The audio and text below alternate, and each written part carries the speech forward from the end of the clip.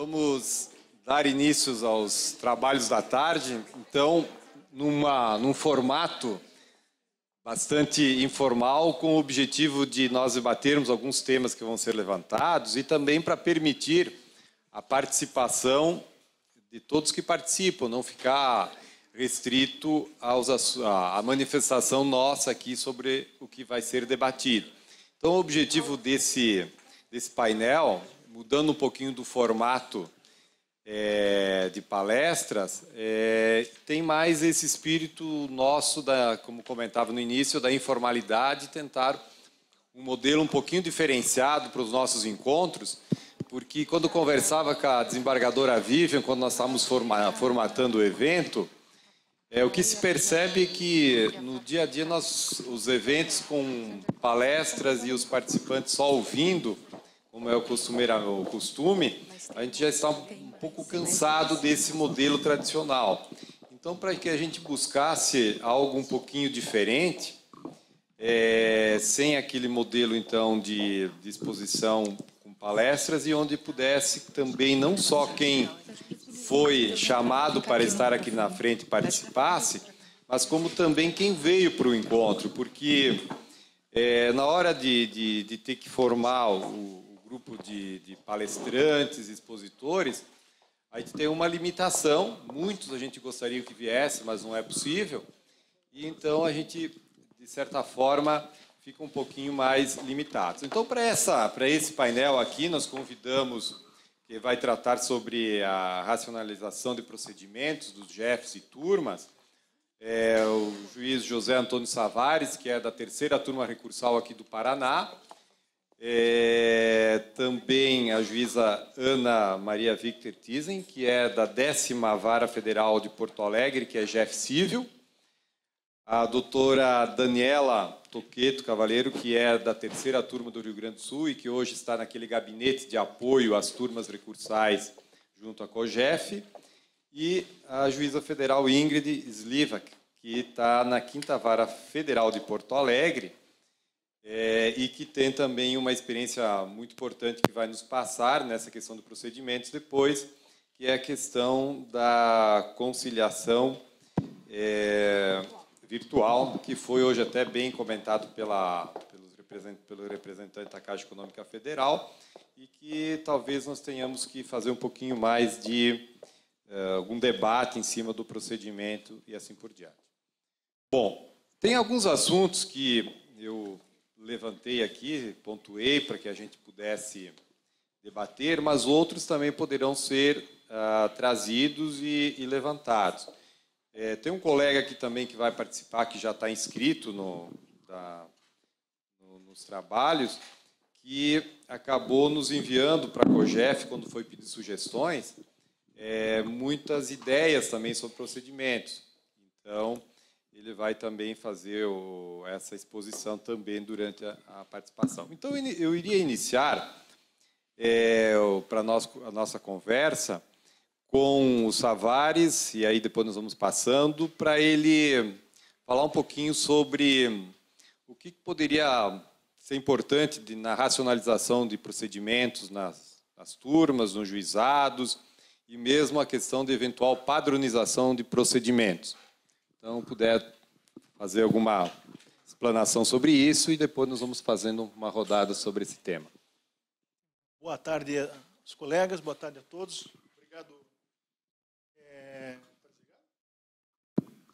Obrigado, João, pelo convite, desembargadora Vivian, especial saudação também ao estimado amigo Picarelli, todos os colegas. Poxa, nós temos aqui alguns colegas que há anos estamos nos juizados especiais federais, desde o começo, aqui o Roger, desde o começo pensando como a época, sem nenhum recurso e com os juizados adjuntos, fazer viável o sistema dos juizados, numa expectativa toda que a sociedade tinha de acesso à justiça e tivemos essa explosão de demandas previdenciárias. Eu gostaria, João, de refletir sobre duas práticas que adotamos, e alguns colegas aqui poderiam e podem levantar para refletirmos sobre outras. mas uma experiência que se mostrou, era inevitável que acontecesse, e se mostrou exitosa, não é perfeita, mas esses sistemas de conciliação, essa busca pela uniformidade, naquilo que é possível uniformizar, no que diz respeito às ações de benefício por incapacidade. Nós tínhamos 4 varas de juizado em Curitiba, cada uma delas com servidores que tinham que ligar para os médicos peritos para tentar agendar nos consultórios data possível para a realização de perícia.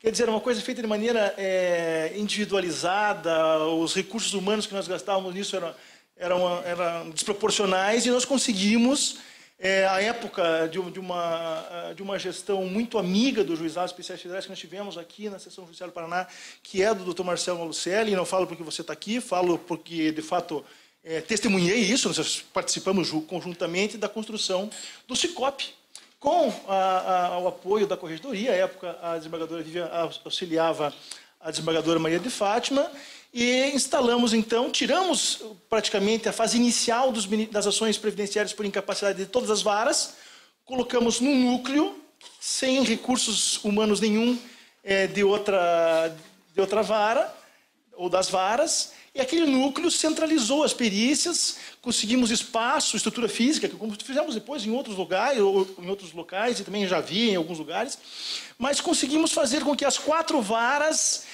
tivessem um início como uma padronização de procedimento, uma padronização até de exigências quanto à petição inicial, porque havia ali uma unidade que exigia um comprovante de residência de 3 meses, outra que exigia uma procuração atualizada. Ia depender da vara, a exigência era uma ou outra. E tudo isso foi um ganho com a padronização também nessas ações previdenciárias por incapacidade, onde, de maneira uniforme, eram tratados esses feitos, com o ganho de tempo, porque os peritos vinham, então, à justiça. Chegamos, eu não sei como é que está funcionando atualmente, é a doutora Bianca que coordena o setor atualmente aqui, não sei como é que está funcionando lá, o colega Ficarelli, mas os peritos já vêm para a perícia com o processo estudado, emitem o laudo no dia.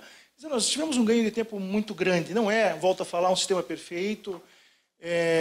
Toda racionalização, toda otimização, todo ganho de tempo acaba custando algo, né?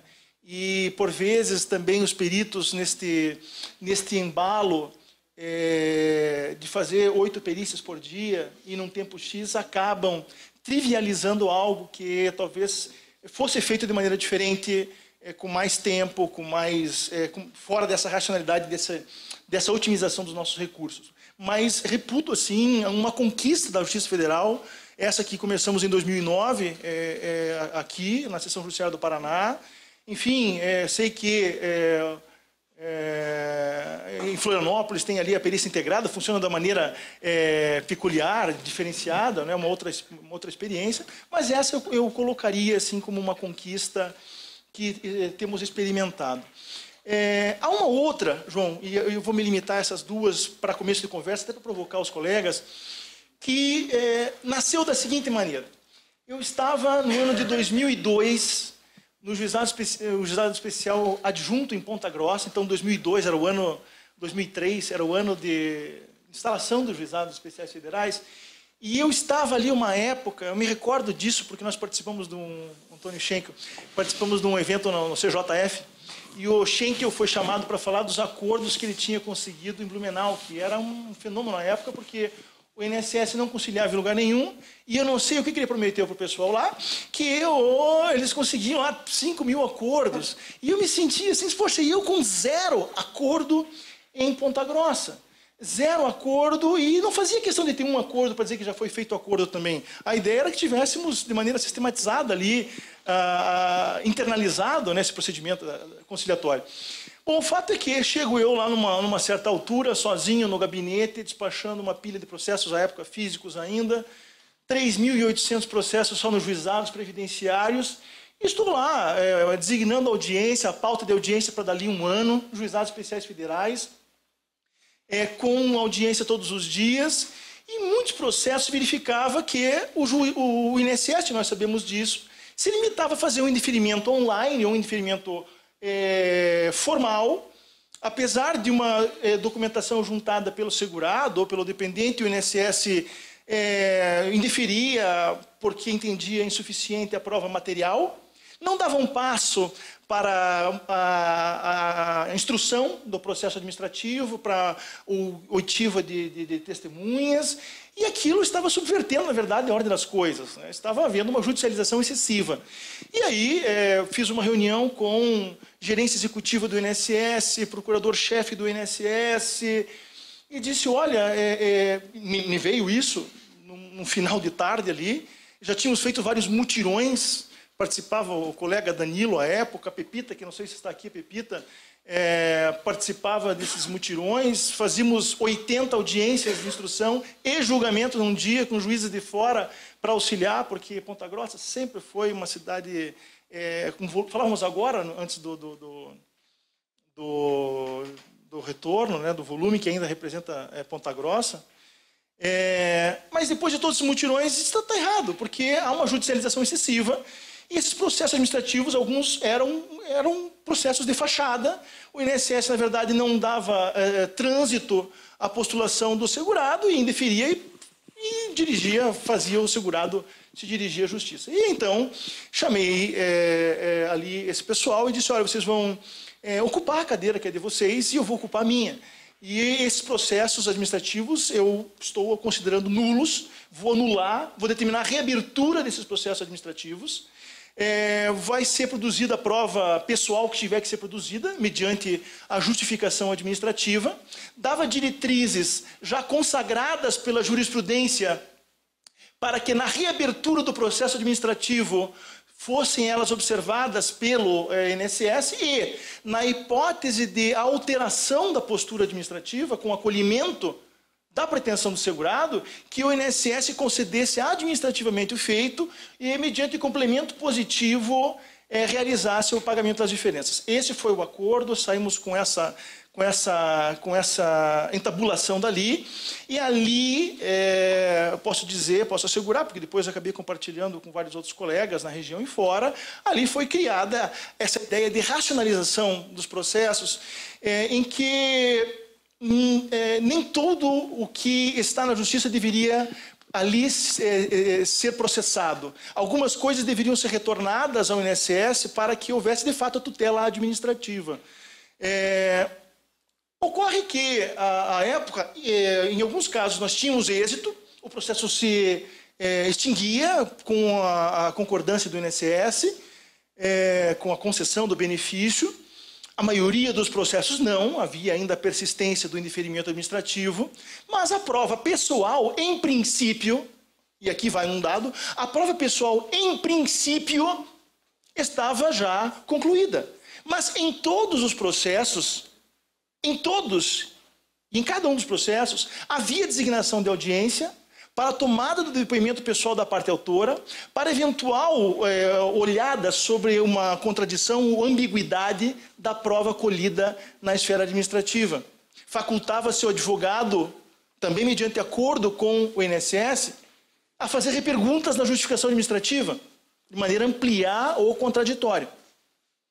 Bom, isso foi uma semente lançada, foi uma solução de urgência, algo que era numa vara sobrecarregada já de seu início, algo que nós tínhamos uma pauta de 1 ano, e nós tínhamos que encontrar uma saída para aquela sobrecarga.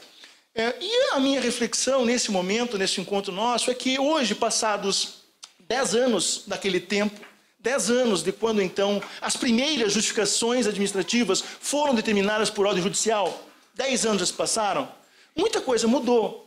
Muita coisa mudou em termos de estrutura dos juizados especiais federais, de interiorização, de criação de varas, de equalização na distribuição dos nossos trabalhos, né? Então houve um equilíbrio e percebe-se, nada obstante, que aquela rotina criada lá atrás, numa situação de emergência e que não retirava jamais das partes o acesso ali à instrução em juízo, ela pegou um jeito de ser, por assim dizer, uma delegação pura da atividade instrutória que cabe ao juiz para que seja ela realizada pelos agentes administrativos. E aí nós temos, em sede recursal, pedidos de anulação de processo, processamento de defesa, porque justamente houve um pleito por parte do advogado para a produção de prova em juízo e é indeferido, ou de sentenças que negam a produção de prova oral em juízo e julgam improcedente porque a prova colhida por uma das partes, diga-se, a prova colhida pelo INSS se mostrou exígua ou se mostrou superficial. Então, trago aqui essa reflexão porque é muito comum utilizarmos esse procedimento de justificação administrativa. É um procedimento que não é admitido no âmbito da Justiça Federal Comum. O Tribunal Regional Federal da 4ª Região não admite este procedimento. E, no entanto, ele é comumente utilizado por nós e me parece, sim, ser um instrumento que pode trazer ganhos, desde que não seja uma mera delegação, me parece, da atividade instrutória do juiz, e desde que jamais custe o direito da parte de ser ouvida em juízo. Então, querido João Batista, eu queria compartilhar essas duas experiências, essa que ainda carece sempre de aprimoramento, e estamos a buscar isso, e o tema do próximo painel é sobre perícia médica, mas essa que me preocupa, porque o tema é justamente isso, a racionalidade de juiz na vara em relação à turma recursal. E alguns processos, eu percebo isso, desembargadora, eles voam em primeira instância. Voam. E isso de nada adianta, porque ficam parados na turma recursal, onde aguardam oportunamente seu julgamento. Então, quem sabe refletir um pouco também sobre este excesso de celeridade que se emprega no primeiro grau, por vezes com uma instrução que poderia ser aprimorada, e um excesso que não vai trazer um trânsito em julgado para mais tempo, não vai diminuir o tempo médio de tramitação dos processos, porque eles vão acabar estrangulando num ponto de congestionamento na turma recursal. Seriam essas as ponderações que eu queria fazer e trocar uma ideia com os colegas sobre isso. Muito bem. Vamos fazer essa primeira rodada, depois vamos abrir para o debate com os participantes. Ouvidas as experiências selecionadas pelo colega Savares, envolvendo juizado especial previdenciário, vamos ouvir agora, então, da colega Ana Thyssen um relato, alguma boa prática em relação aos juizados especiais civil não previdenciário propriamente dito. Pois é, considerando, então, essa especialidade, eu vou começar com uma pergunta. Quem aqui atua especificamente em juizado puramente civil ou turma puramente civil? Bom, é o que eu imaginava. O que eu estou falando aqui? Estou falando do primo pobre. Porque o juizado civil, assim, isso vai me impor uma premissa de esclarecer, o público não é adequado para isso, mas impõe o que é o juizado civil, o que está tramitando no juizado civil, porque pouquíssima gente conhece. Hoje de manhã eu assisti aquelas 4 explanações e eu disse, meu Deus, esse não é o meu mundo, o meu juizado não é um caos. O meu processo, eu não tenho gente querendo fugir do juizado, como a OAB expôs, querendo que o processo tramite no rito ordinário. Eu não tenho um quadro caótico, bem pelo contrário. Por quê? Porque o juizado civil, ele é pouco falado nos nossos encontros aqui de juizado, mas ele tem um perfil de demanda que ele é um primo-irmão das varas cíveis. Mas num volume muito mais exacerbado que a distribuição das varas cíveis. E pouco se tem prestado atenção a isso.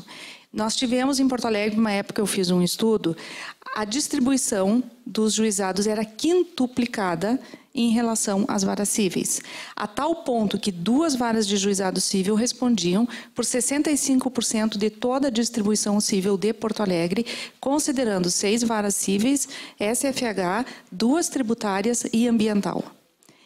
Claro, ambiental até daria para ficar fora dessa conta, porque é uma competência muito específica que nós não pegaríamos, né? Então, esse é o juizado que eu trabalho. E daí eu ouço aquele lugar comum. Bom, tu tem bastante trabalho, mas tu é um juizado, tu faz coisas muito simples, tu faz processos repetidos e todos iguais. Tá? Em parte, eu não retiro essa verdade. Eu não vou dizer que não é assim, porque em parte é. Até porque o juizado é o repositório das ações de massa. Foi o repositório da poupança, do rescaldo lá do FGTS, do boom do PIS, e agora ele vai ser do FGTS-TR. Eu tenho suspensas hoje 8.000 processos. Então, eu não, mesmo não colocando, eu fiz essa conta, mesmo não colocando a distribuição do FGTS na minha conta de distribuição, eu tenho em relação às varas cíveis hoje, que a realidade mudou um tanto, um pouquinho mais do que o dobro do que uma vara cível. E, então, eu vou pegar esse panorama, vou pegar esse viés, vou deixar a demanda de massa de lado. Então, que vara que eu tenho? Eu tenho uma vara que tem um processo onde eu não tenho o que tem lá no juizado previdenciário. Eu não tenho aquele tratamento de, eu vou precisar perícia em todos eles, eu vou precisar audiência em todos eles. Então, eu posso racionalizar, eu vou concentrar a perícia num órgão administrativo, eu vou fazer uma maneira mais inteligente de marcar audiência. Não é assim, porque eu tenho matéria de direito, e eu tenho 1 a 1. E esse 1 a 1, vão me dizer, eu estou tirando esses que são iguais. Tá? E eu continuo com um pupurri de matérias, eu tenho uma diversidade de assuntos muito grande. Hein? E aí olham para mim e dizem, a tua jurisdição é muito simples, tá? E tu tem que fazer tudo muito rápido, porque juizado tem que andar rápido, e é assim, e é...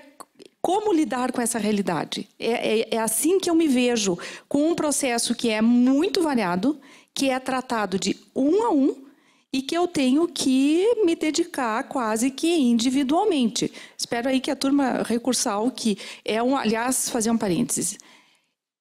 Não sei de quem é o pai da criança, não sei de quem é, que eu realmente devo dar os parabéns.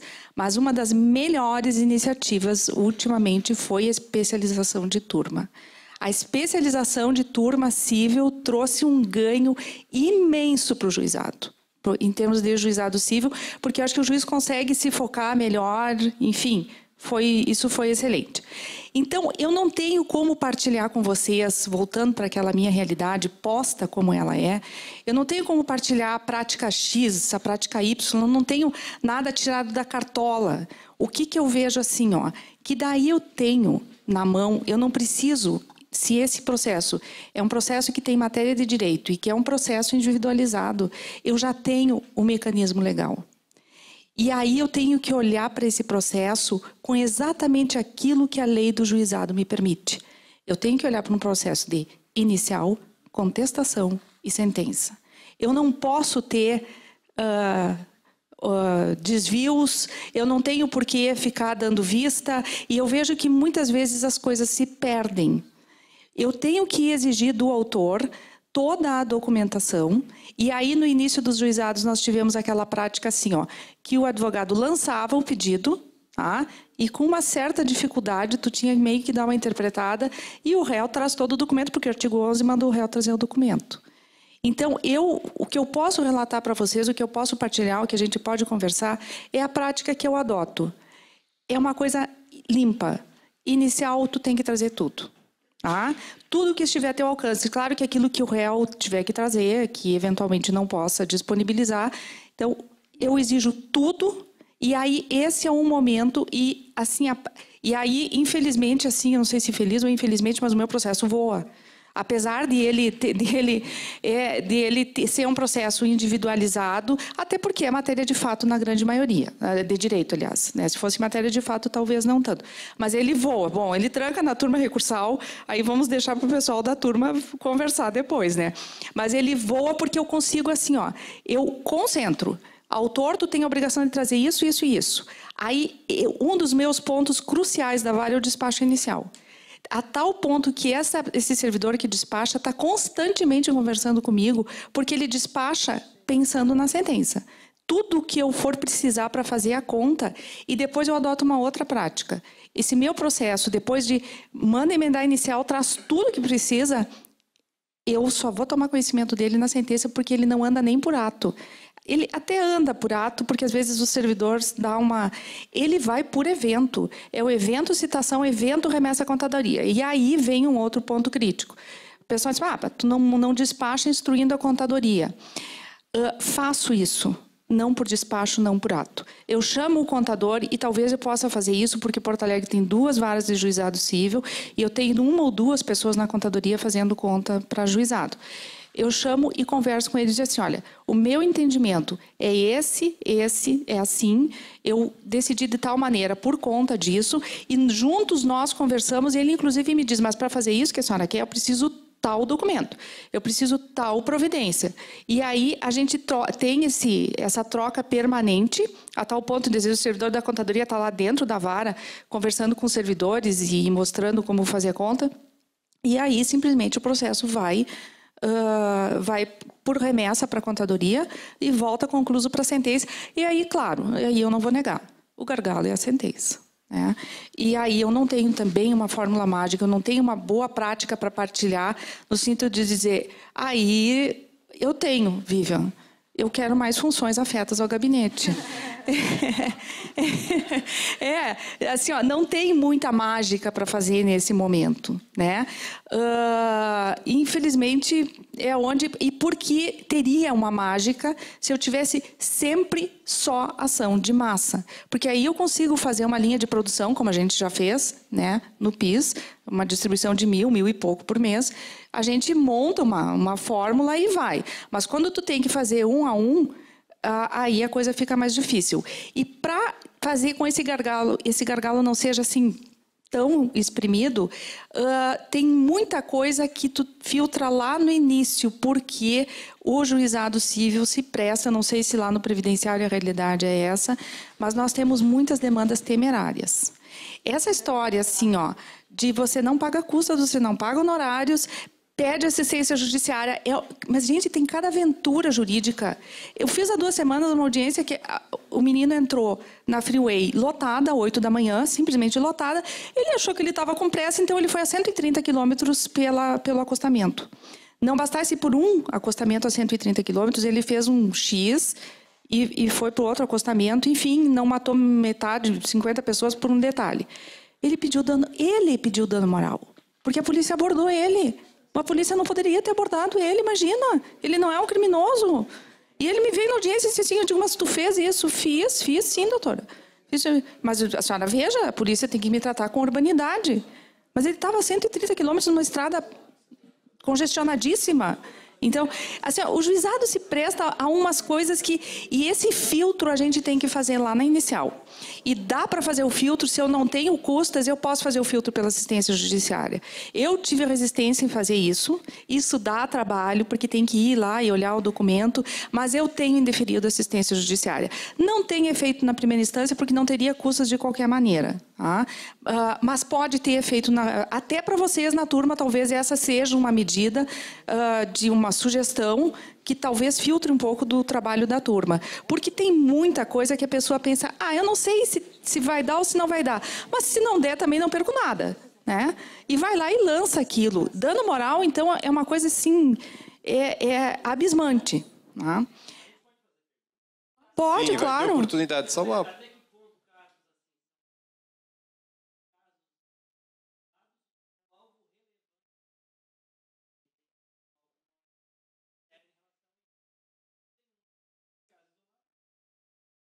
É um que outro.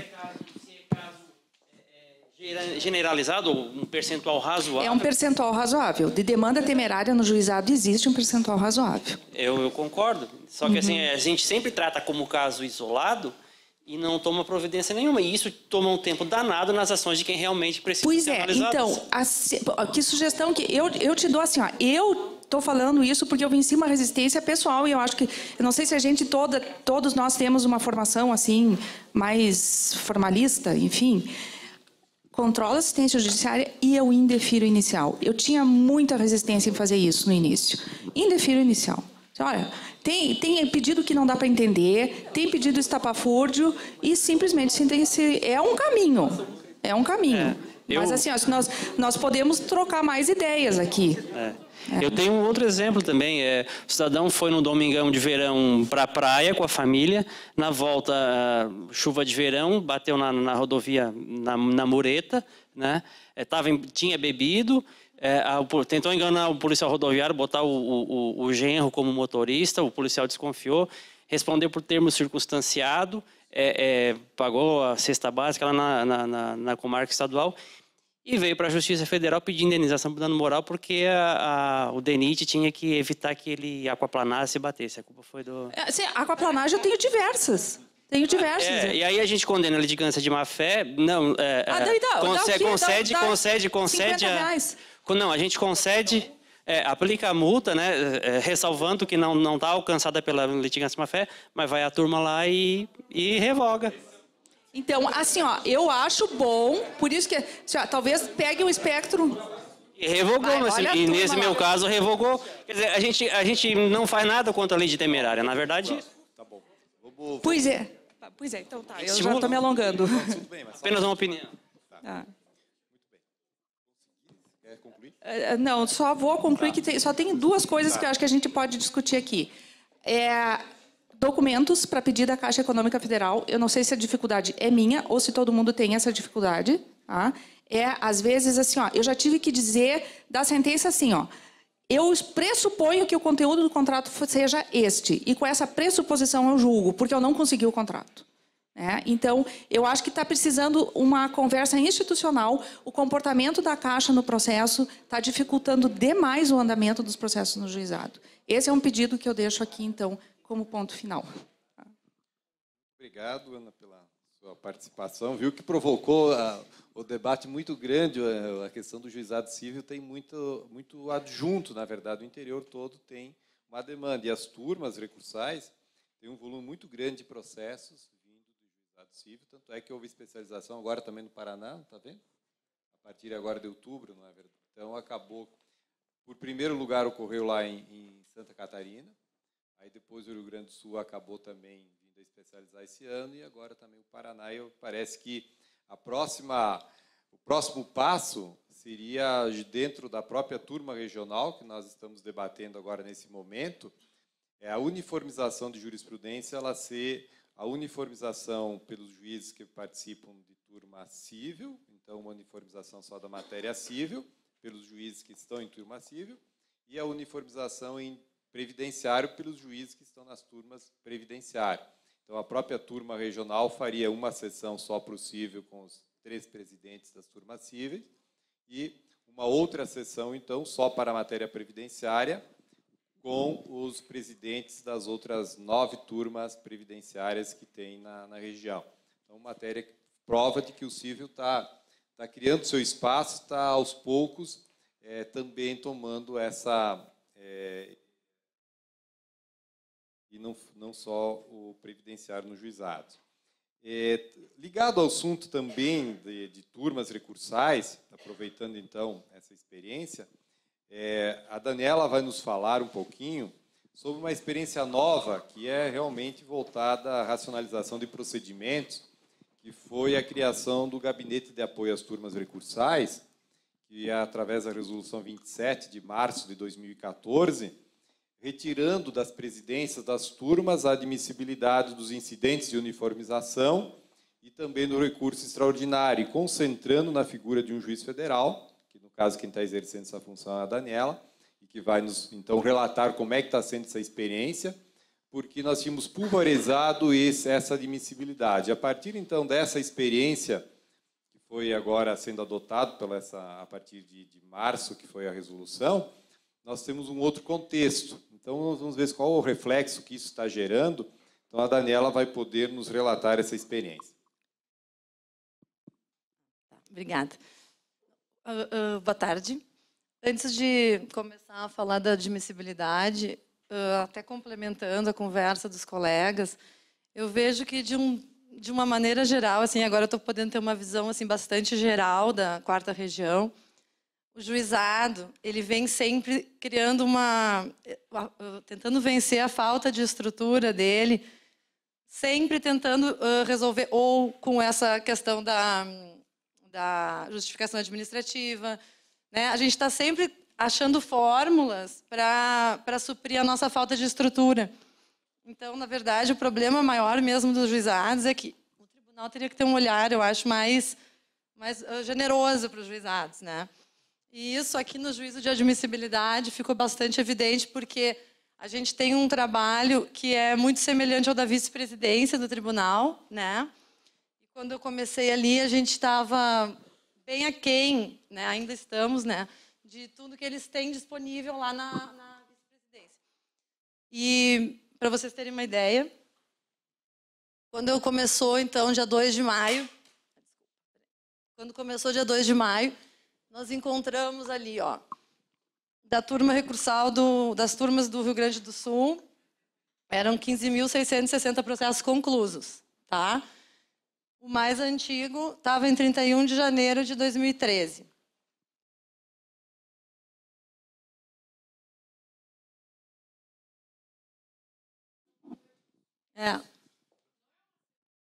Não, é só despacho. É um despacho que, na verdade, encaminha só o processo para um julgamento. Então, é só um meio, né? E totalmente estrangulado. Na verdade, um grande depósito de processos que muitas vezes voaram no primeiro grau, na primeira instância. Muitas vezes foram julgados rápido, até nas turmas. Eu tenho casos ali, processos em 2 anos, no máximo, o processo já está julgado e parou lá, né? Então, não teria por que ficar parado na admissibilidade, né? Em Santa Catarina tinha 7.823 processos conclusos e era disparado, mais organizado, mais estruturado, até porque teve a especialização mais cedo. E isso se refletiu lá na presidência. E o mais antigo estava com 1 ano de atraso, então. Porto Alegre estava com um pouco mais de 1 ano. E o Paraná, 10.845 processos e o mais antigo, quase 4 anos. Então, nós estávamos em 2011 e não... não era... Eu acho que é importante trazer isso para vocês, para todos conhecer a realidade, né? E assim, como as turmas, o que acontece, né? O trabalho de toda a 4ª região, ele vai refletindo ali para depois ter o julgamento definitivo do Supremo ou da TNU, da TRU. Então, o que acontece? Quanto mais vai se julgando, né, mais vai aparecendo coisas ali. Com os cargos definitivos dos juízes de turma, estão acelerando os julgamentos das turmas. Então, a distribuição aqui está sendo muito maior. Só para vocês terem uma ideia dos sobrestados, tá? O número geral que a gente tem aqui na 4ª região, não estão aí contados os remetidos que a gente já mandou para julgamento, né? Ou que estão sobrestados na própria TRU ou na própria TNU. Então, o Supremo normalmente devolve para ficar com a gente, né? Esses todos são os números, eles até aumentam, porque, claro, a gente está despachando mais, então está aumentando o número de sobrestados. É bem considerável, né? Paraná que tá bem diferente. Paraná números, não tinha, tá bem interessante essa diferença.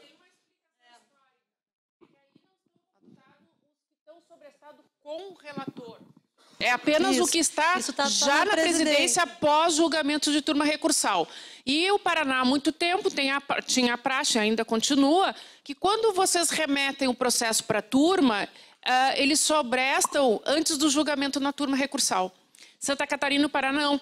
Eles vão sobrestar, muitos processos são sobrestados após, por isso essa diferença de número. Então, nesse quantitativo, não está o que está sobrestado na vara, não está o que está sobrestado nas turmas com o relator e nem o que já foi remetido para as instâncias superiores. Então, vocês imaginem a quantidade de processo parado que a gente tem hoje, né?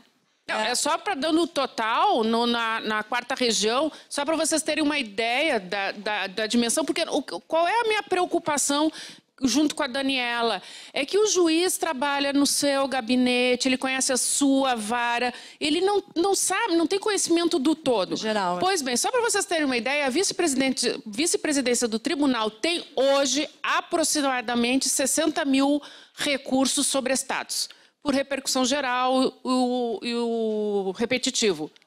Quanto tem o juizado? Quase 113 mil. Sim, nos juizados. Não, mas veja, o tribunal sobresta tudo que tramita na jurisdição ordinária. Tá? E no juizado, então vejam bem, a gente tem quase o dobro. Agora, alguma coisa está errada. Eu até estava comentando com a Daniela. Errada por quê? Porque a nossa distribuição relativamente à jurisdição ordinária gira entre 50% a 60% a mais, certo? Do total. É muito grande. Mas nós temos quase o dobro de sobreestado. Agora, e teoricamente, sim. o preocupante é que, assim, transita, nós, teoricamente. como né, operadores do direito, o que a gente anseia? Anseia os julgamentos do Supremo, né? Tá saindo, tá? A gente anseia os julgamentos do Supremo. Desculpa, deixa eu só fazer ela me corrigiu. 113 mil é só na turma recursal e na presidência, né? Sem seus relatores. Não tá das varas. Não tá das varas, retifica. É muito processo. Então, assim, ó, a nossa preocupação, se o Supremo julgar esses processos, efetivamente como a gente espera que faça, a gente não tem a menor condição de dar vazão para eles. Vocês imaginam se tiver julgamento de várias matérias, como é a promessa do atual presidente do Supremo, eu não sei como eu daria vazão para despachar esses processos. Realmente a gente não teria... Então, a gente está trabalhando com uma estrutura, contando também com uma deficiência lá de cima. Não é o ideal, né? Aí, eu quero trazer para vocês, então, a distribuição só lá na presidência dos 3 estados, tá? Para vocês terem uma ideia do volume de processos que eu tenho que despachar todo mês para não acumular. E quanto mais para conseguir baixar os números, né? Aí vocês vejam as distribuições do Rio Grande do Sul como são enormes. Elas são mais do que o dobro somado dos outros 2 estados. Né? Chama bastante atenção. Ou significa que estão julgando muita coisa lá, né? Não sei. O maior é o dobro ou mais. Mas, afinal, entrou no mês de agosto, que setembro os números não estavam consolidados, 4.164 processos conclusos para a presidência, para a admissibilidade. Não é... Né? Não é nem... Processo que eu tenho lá, tem outro tipo de processo que já está lá. Esses são novos, que já não é o que veio do Supremo, que o Supremo devolveu, que tem que fazer um despacho, ou que voltou da TNU ou da TRU. Isso não está computado. Isso é só o que veio de demandas novas. Então, mais de 200 por dia útil. É muito processo, né? Tá, e aí, buscando, então, tentar nos aproximar ao máximo do que a vice-presidência tem. Aí a gente foi atrás, o que eles fazem, como é que eles organizam, porque muitas pessoas me questionaram, tá, como é que tu tens uma lista dos temas, como é que tu trabalha? Daí, como que a gente viu que funcionava, né? Quando eu cheguei, cada estado tinha o seu gabinete da presidência e fazia seus temas de sobrestamento separados e um servidor lá acompanhava os julgamentos. Então, é uma coisa manual, rudimentar, que não é o ideal, né? Ainda mais na época que a gente vive, assim, tudo é informatizado. Então, a gente foi atrás para ver como que a vice-presidência fazia, e eles tinham um sistema que eu me apaixonei e disse, não, quero para as turmas. Precisamos disso. Aí nós conseguimos. E agora o Vinícius me passou que na próxima versão do GEDPRO vai estar disponibilizado para todos. E isso vai possibilitar, então por isso que eu trouxe, porque é bem importante que todo mundo conheça essa ferramenta, que todos vão poder colocar o paradigma ali no sobrestamento e gerenciar os seus passivos. Dá para fazer também retroativo esse cadastramento. Tá? Tá liberado para ato de secretaria, decisão presidência e vai estar agora para decisão na próxima versão. Então, daí abre ali, quando for fazer a decisão, quando bota lá, né, o evento decisão, abre essa janelinha aqui, tá? Então, vocês estão vendo ali a lupinha. Se quiser, já pode colocar. A presidência tem até o texto padrão, tu bota ali qual é o paradigma e já puxa o texto padrão automático. Tá? Que é um sonho também, né? A gente ainda não chega lá tão cedo. Ah, de pé? Tá. Daí, depois que clicar naquela lupinha de antes, vem para essa tela aqui, tá? Daí, essa tela aqui, ó, tem ali, ó, coloca qual é o órgão. Ali pode vir STF, STJ, TNU, TRU. Daí, clicando ali, pode consultar só os paradigmas que estão sobrestados naquele tribunal, né? Ou vem todos os processos que vocês quiserem, vocês vão ter acesso aí a tudo. Aí eu fiz um exemplo, por exemplo, do EPI. Eu coloquei lá, tema STF, não sei por que ele ficou só tema, mas era tema STF, daí eu botei EPI. Aí vem aqui, ó, tema 555, daí aqui tá ruim a imagem, mas vem a descrição, ó, fornecimento de uso de equipamento de proteção individual, EPI, papapá. Então, vocês podem sempre gerenciar pelo sistema as matérias. Então, ao invés de eu mandar, porque eu tinha pensado em mandar para todo mundo todos os temas e tal, mas assim fica muito mais organizado, por quê? A vice-presidência, ela é responsável, e o sistema é o mesmo, tá? Ela é responsável por alimentar as decisões do STF e do STJ. E o COGEF ficou com a responsabilidade de alimentar, então, nesse sistema, a TNU e a TRU. Então, tudo vai estar sempre atualizado. Se houver um julgamento, vocês vão ali e vocês conseguem consultar. E quem tem o passivo, por exemplo, o relator que já estava sobrestando EPI, quantos tem sobrestado? A gente não sabe. Seria interessante já cadastrar isso, pode ser por ato de secretaria, tá? Cadastrar no tema, vinculado no tema. Porque no dia que houver julgamento, a gente pode pegar pelo tema e puxa todos os processos da 4ª região, todos daquele tema, entendeu? A gente puxa eles automaticamente. Então, a gente tem um gerenciamento eficiente do que está sobrestado. E aí a gente pode pensar, bom, vamos fazer...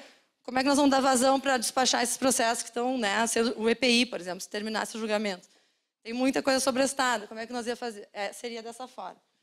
Então, acho que é a melhor ferramenta que a vice-presidência nos cedeu, né, nesse primeiro momento.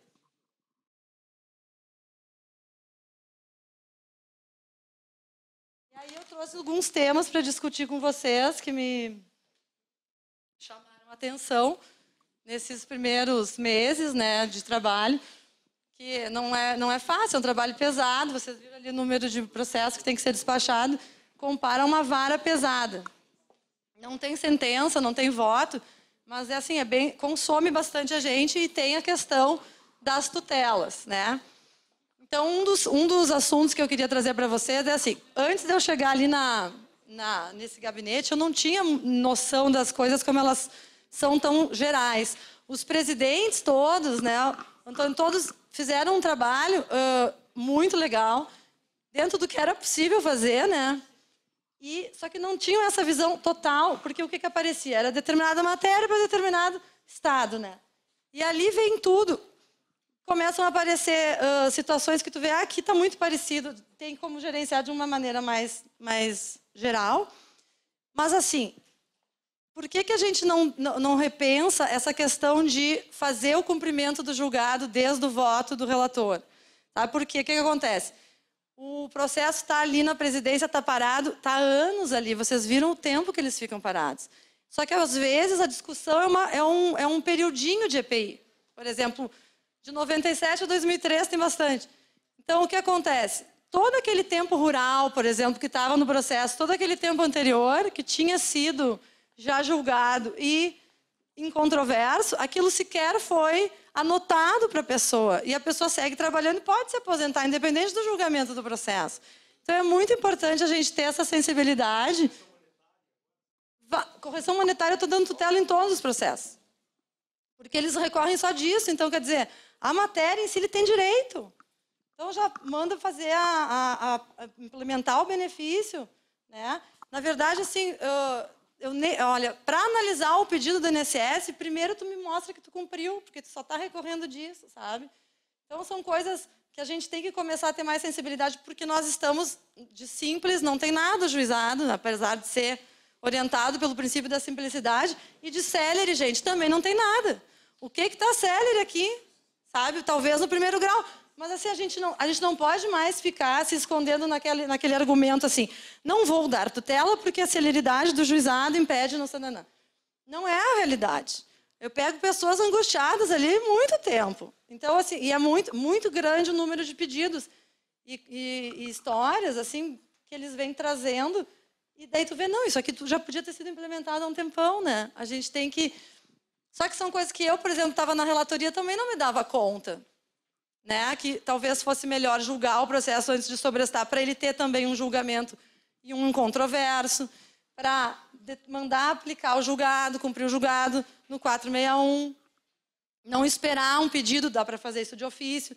antes de apreciar um eventual pedido, até ver o que está sendo recorrido naquele processo, se ele está abrangendo toda a matéria, ou se já o rural, por exemplo, às vezes não recorre de determinado período, ou não recorre de determinada atividade especial. Se ele não recorre de alguma coisa, implementa, sabe? Daí eu vou fazer o voto, vou fazer... Só uma sugestão, tá? Porque para dar mais efetivo, para a gente trazer para a sociedade alguma resposta do nosso trabalho, porque senão nós estamos trabalhando muito, mas as pessoas não estão recebendo o nosso trabalho, porque eles estão todos parados no sobrestamento. Né?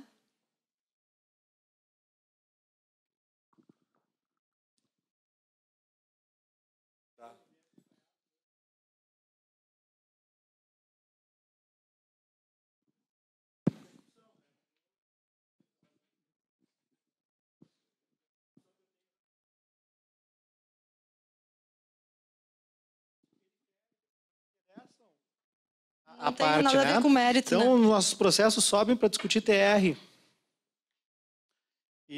Ou outras coisas assim, totalmente irrelevantes para o segurado. Às vezes, para nós, são importantíssimos. A gente começa a discutir aquelas teses maravilhosas. Será que isso aí?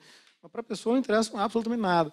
Então, a gente começou um trabalho ali na Vice, de uma proposta que a gente fez. Todos os benefícios essenciais que sobem estão saindo do acordo. E uma coisa que facilita muito essa proposta de acordo é ter o tribunal já implantado o benefício. No assistencial não, porque a gente sabe que é renda de valor mínimo. Mas nos outros, quando eles fazem um cumprimento julgado, tu já tens uma RMI. Então, para o INSS partir para uma proposta de acordo, é muito fácil fazer um cálculo, por exemplo. Duas atrasadas, tu diz. Exatamente. E agora a gente está começando um trabalho também na TR. Eu propus, falei com o procurador, até esteve hoje aqui o Sérgio, né? Falei, todo o processo hoje que sobe discutindo TR de previdenciário, ele vai para a conciliação. A proposta do INSS é 100%, só que tem que aplicar a TR.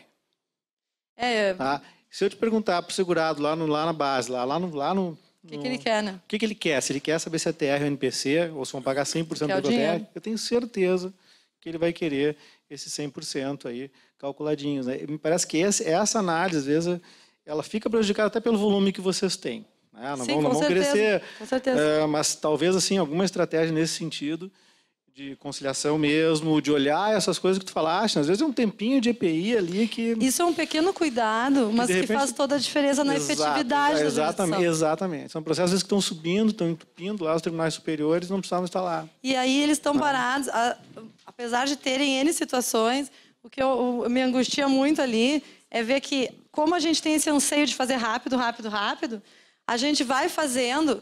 tem EPI. Sobre essa, não sei o quê, e vai botando eles numa vala comum, porque a gente está assoberbado, todo mundo está aqui. Só que se a gente tiver um pequeno cuidado de tentar separar essas situações, e eu posso dizer para vocês, 90% dos casos tem parcelas incontroversas para implementar do EPI. Sabe? Porque eu estou tomando esse cuidado ali. Muito prejudicial para o segurado, porque a maioria das vezes ele tem um tempo rural junto. E aí, aquele tempo ali, ele segue trabalhando, ele se aposenta. Depois ele vai ali pegar aquilo ali e fica de atrasados para ele. Olha só, que maldade.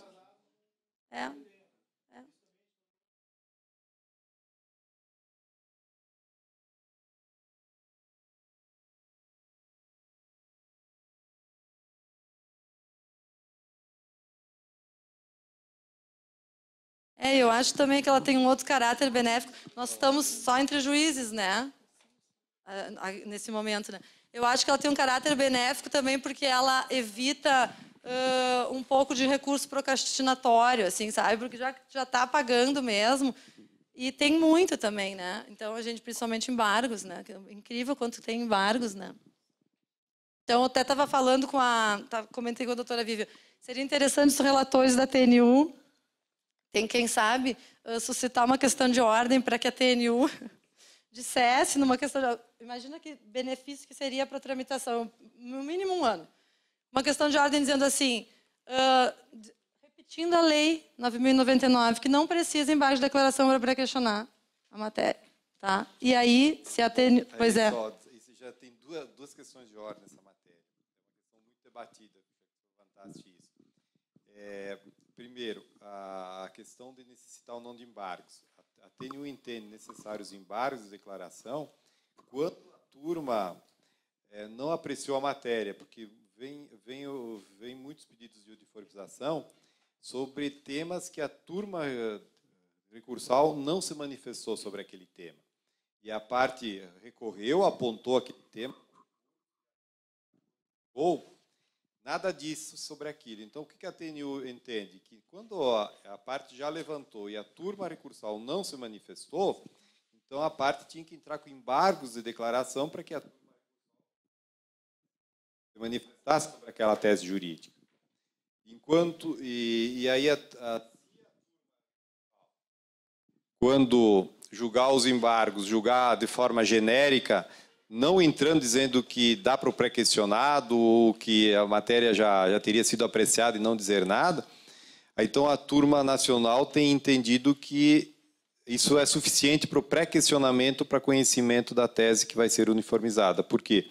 Porque a TNU só faz a uniformização se a tese jurídica foi decidida pela turma recursal. Se a turma recursal passou batido, vamos dizer assim, confirmou a sentença pelos próprios fundamentos e tinha uma tese jurídica a ser apreciada, ela não apreciou, então a parte tinha que embargar. Então, são questões de ordem 35 e 36. Mas aí salvo meu entendimento, né? Mas aí é realmente embargo de declaração, né? Tu tem que ter mesmo uma aclaração ali da situação. Mas a maioria das vezes as partes se escondem atrás da maioria das vezes, que não é esse caso.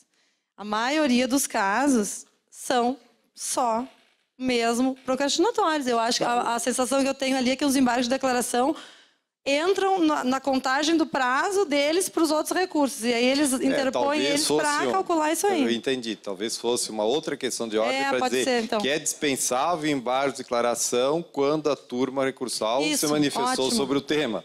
Seria ótimo. Porque para evitar os embargos procrastinatórios. Quer dizer, não é pré-requisito para o incidente de uniformização nacional ter os embargos pré-questionatórios depois da decisão da turma, só quando não houver manifestação. Seria mais ou menos nesse sentido. Mas aí nesse sentido os relatores...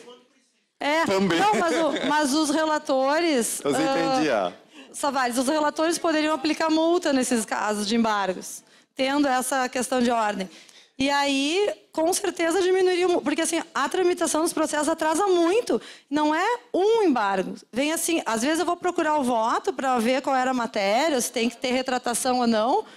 Aí eu vou abrindo o processo de cima para baixo. Não é. Tem 3, tem 4 embargos. Cadê o voto? Sabe? É muito... E não é 1 ou 2 processos, são muitos processos. Então seria bastante... A Marina está há tempo aí querendo se manifestar, vamos dar a oportunidade.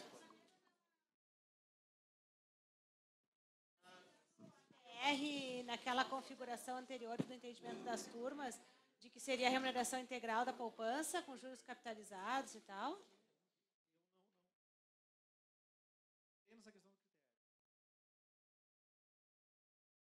Porque antes, né, os recursos do INSS vinham com essa discussão. Que os juros não podiam ser capitalizados e que os juros não podiam ser desde quando devidos e sim só da citação. Não me interessou essa discussão. Me interessou porque o seguinte, se o INSS estiver aceitando a remuneração integral da poupança como era antes, realmente não dá diferença para a parte. Mas é que tá, eu não me preocupei com isso. Para mim, a parte não está preocupada com essa diferença. Eu queria saber o seguinte, qual é o objeto do recurso do INSS? Bom, o recurso do INSS é esse. Não sei se a terra é acumulada ou não. O recurso do INSS é esse. Parte, você concorda com esse recurso e quer receber do 100% agora? É só isso. Porque eu tenho a clara convicção de que as pessoas não estão interessadas nesse julgamento. Os advogados estão.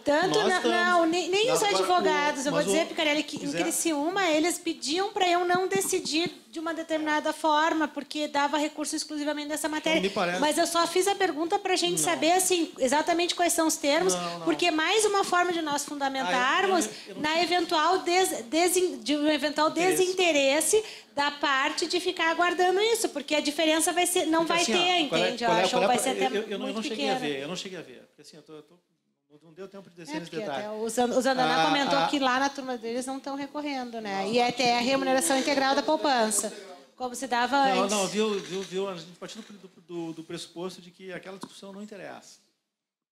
Tá? E daí o procurador do INSS mandou um ofício para a vice, foi essa a única condição que a vice pediu. Daí a vice devolve o processo para conciliação ali. Eu não sei se eles vão fazer cálculo ou não. Tá? Não, porque se a gente tivesse um posicionamento... 100% de atrasados com base no recurso... Mas se nós tivéssemos um posicionamento já certo do INSS, não, a gente aceita a TR e remuneração integral, que era o entendimento anterior. Te lembra na TRU, na última TRU, não sei se chegasse a colocar alguma coisa assim no espelho de pauta. Alguém colocou alguma coisa? O problema que o INSS, cada procurador faz de um jeito, né? Resolver essa questão, né? Então, assim... Cada procurador faz do seu jeito. Se tivesse uma proposta específica, não, a gente vai aceitar, porque antes eles recorriam da remuneração integral, né? Isso aí eu acho que dá para fazer o seguinte, dá para, de repente, ver assim, ó, o que eles estão aceitando hoje. De repente, é algo que querem mais benéfico, né? Vocês podem até lançar isso nos processos e evitar que esses recursos subam, né? Porque daqui a pouco, assim, ó, INPC, mas aí se dá os juros de poupança da citação, não é vantajoso para a parte, entende? Mas aí tem dois ali na frente. Ali pra... Até aceita oferecer INPC, mas não abre mão dos juros de 0,5%. Isso é tranquilo. Não, tá? Pois é, mas só que a questão da remuneração integral da poupança é mais vantajoso porque daí é desde quando devido. Eu sei, mas assim, ó, o que a gente pode observar? Sem remeter o processo para conciliação, as partes estão peticionando, dizendo assim, tudo bem, eu aceito o TR, eu aceito que o INSS quer pagar, mas me paga. Só um ou outro advogado que agora estão vindo com uma tese que eu não sei nem como é que eu vou resolver, que é a questão da execução provisória. Por quê? Porque dentro dessa discussão, e são milhares de processos que só envolvem a questão da correção monetária e juros. Eles querem, assim, bom, se a discussão é só apenas juros e correção monetária, tem parcelas incontroversas. Então, eu quero execução provisória. Eles querem RPV. Eu já tive isso. Eles querem RPV com o processo na presidência. Eles querem o processo sobrestado, mas com o RPV do incontroverso. Aí a gente não tem como conseguir operacionalizar isso. A gente não conseguiu, a gente não tem como trocar o órgão. Entendeu? Não, mas o problema é como rebater essa tese se o Supremo já disse que incontroverso pode ser execução provisória, mas claro, na jurisdição ordinária. Mas a gente tem que ter uma certa argumentação para afastar a execução provisória. E essa discussão está vindo nos fóruns interinstitucionais. Eles estão insistindo nessa tese. Mas assim, ó... Sim, me parece também. Mas eles estão enlouquecidos com isso.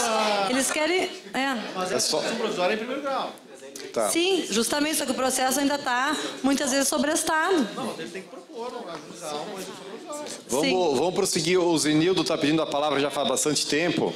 Ver a contribuição que o Zenildo estava querendo apresentar. E depois o Erlon, que na sequência também pediu a palavra. Sim, na verdade, sobre o tema da tutela antecipada ainda, me preocupou muito quando a doutora Daniela comenta que tem muitos pleitos na presidência. E isso significa... Muitos, quase todos os processos têm pedido. Isso significa que nós, no juizado, estamos... tratando essa temática de forma até, eu não diria pior, enfim, do que o próprio tribunal. E remete a uma situação que aconteceu comigo em São Miguel do Oeste. Lá eu antecipava muito de ofício tutela, assim como o Emerson faz em Jaraguá. E aí veio um contador velhinho lá, bravo comigo, junto com o advogado. E dizendo que ele não tinha pedido tutela e que ele não queria tutela. Era o sistema de correção antigo.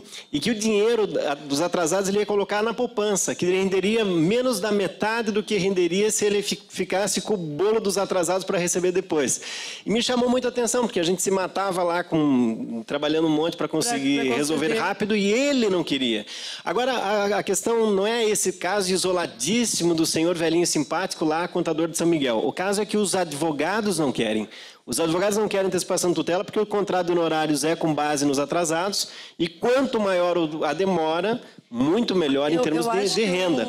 E aí qual que seria uma sugestão em termos propositivos e talvez até já como encaminhamento, eu sei que é um pouco antes da hora, porque amanhã que nós vamos deliberar sobre isso, é tentar verificar com os colegas das turmas se nós não poderíamos, nas turmas recursais, como já fizemos lá com o doutor Antônio e o doutor Henrique, colocar de forma generalizada, não tutela antecipada, mas obrigação de fazer, que desde logo se implante. 461, exatamente, aplicar o 461.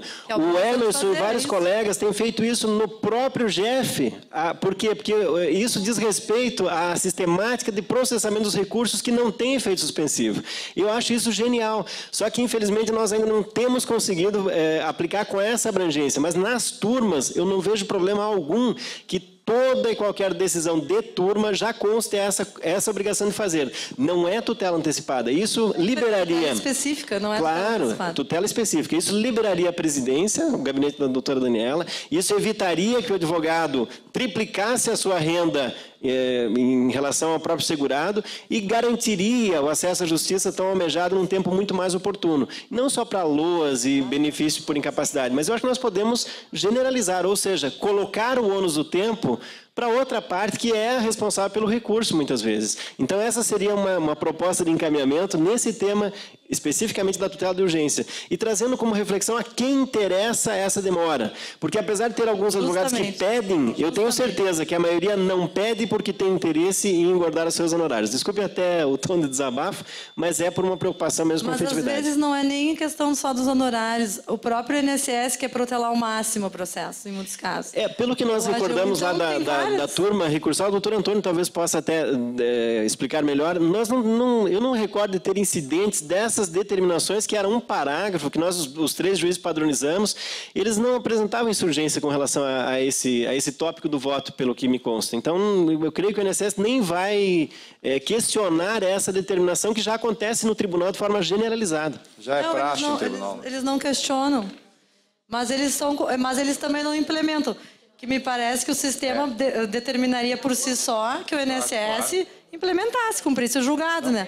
Mas tem que ter uma determinação judicial dizendo, senão jamais vão fazer isso, né? Eles não vão agir de ofício. Tem que constar no voto. Mas deveria, né? Erlon tem ainda interesse em falar? Na verdade, com relação à questão, tem outras questões, mas com relação à TR especificamente, eu só vou narrar ali o que aconteceu em Florianópolis, que foi até peculiar. Quando o INSS começou a recorrer sobre essa questão de NPC e da TR, aí teve num determinado processo lá, que quando foi intimado para outras razões, o advogado peticionou dizendo assim, não, eu concordo com o pagamento da TR e quero que você fique trânsito julgado para receber sem recurso.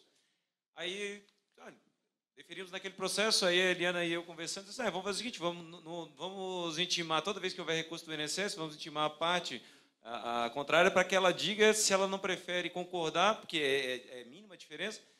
99% das vezes a pessoa concordava e recebia. Daí a Eliana veio conversar comigo e disse, então vamos fazer o seguinte, está dando muito trabalho, você vai intimar, vamos pegar e vamos mudar o entendimento, já vamos botar aqui a TR, vamos evitar vou botar na CPSTR mais 0,5%. Não recorre mais disso. O que aconteceu? Um advogado concordou, a gente começou a intimar, 99% das pessoas concordavam com a TR que o INSS pedia, a gente mudou o entendimento para ser mais prático, vamos dizer assim, que estava dando tanto trabalho para a gente, então já veio que muda a sentença e resolve o problema, para evitar a questão recursal. Então, às vezes, assim, eu sei que isso é uma questão de processamento jurídico e tudo, mas como aconteceu, foi um negócio tão natural, assim, essa situação de ter que intimar e as pessoas concordarem, a gente estava vendo que era só um trabalho a mais, para evitar o recurso, vamos resolver assim. Boa prática. Vamos...